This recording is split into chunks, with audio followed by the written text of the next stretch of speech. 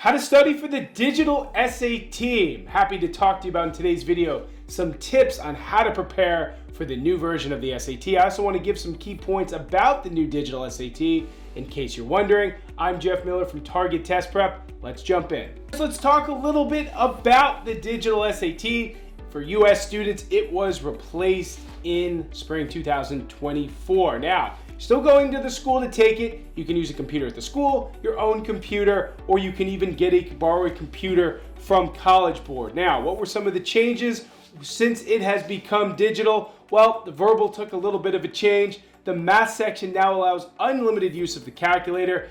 The SAT is also computer adaptive, and the exam is a little bit quicker than it was. So what is the breakdown of the digital SAT math? There's 2 modules now on the current version of the SAT, 22 questions, and you have 35 minutes to complete. You have multiple choice questions. They have 4 answer choices. That's the same as the old SAT. There's about 33 of those out of the 44 questions. The rest are fill in the blank, which is similar to what you saw in the old SAT. And of course, you still get to use your calculator. Then there's a reading and writing section, 2 modules for this as well, 27 questions on the writing section, 32 minutes to answer those. Now, reading comprehension questions are shorter than what you used to see in the old SAT, so that's certainly going to be a benefit, and each passage just asks 1 question. So those are some of the changes, but now I want to get into how you can actually prepare for the digital SAT.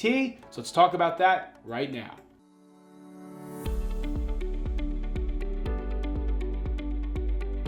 So first things first, you're jumping into your SAT prep. Yeah, maybe you know a little bit about the math, a little bit about the verbal, but learn a little bit more. Get a sense of what's asked on the test, how it's asked. Now, this isn't a full-fledged prep, but because I'm going to want you to take a practice test to start out, you need to get a feel for what is actually being asked, so you're not taking it completely cold. So spend 2, 3, 4 days doing that. Sit down, take a full-length practice test all the way through, get your baseline score, and then hopefully you can compare it to your goal score. And then from there, you'll know exactly what you need to do for your SAT prep from beginning to end.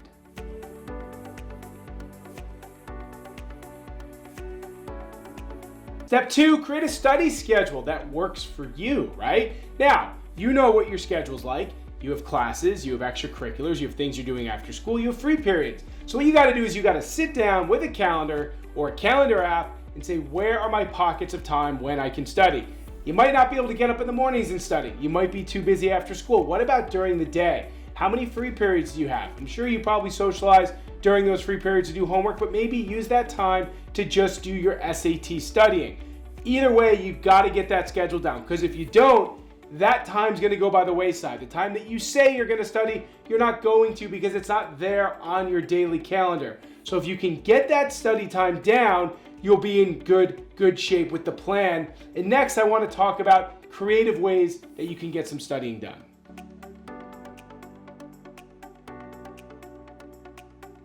Step 3, find creative ways and times to get your studying in. So we talked about getting the study schedule together, okay?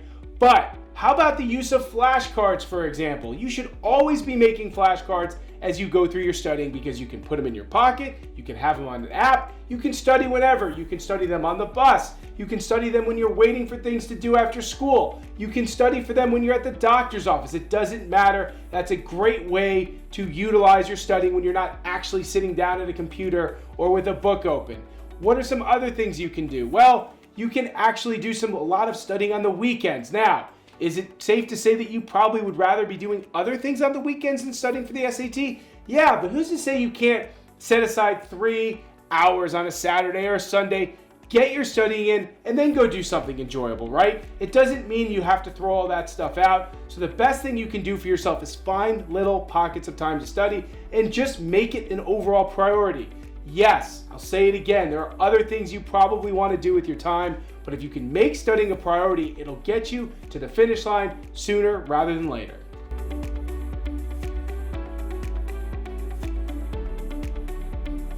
Tip number 4, and I alluded to this a little bit before, get a topical study plan together. Whether you use Target Test Prep or something else, a topical study plan initially is imperative, right? I want you just focusing on one topic at a time. Trust me, if you just bounce around and do all these different practice questions, you're gonna come back in 3-4 months and say, you know what?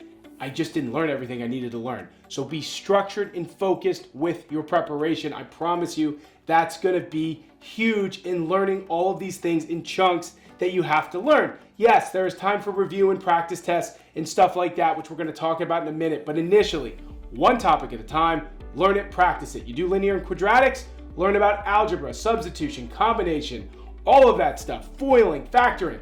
Get those stuff down, put them on flashcards like I said, memorize it, then practice 30-40 questions on that, and I'm telling you, you'll develop mastery, you'll feel good about the process, and you can rinse and repeat with that moving forward.